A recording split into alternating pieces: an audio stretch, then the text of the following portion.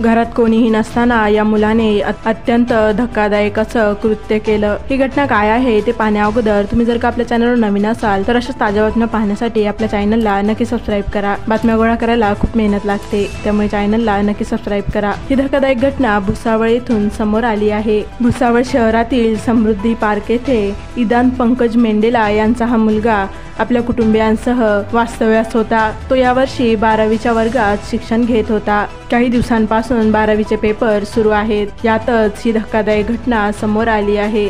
सध्या इदान मंडले याने देखील 12वीची परीक्षा देण्यासाठी तयारी केली होती।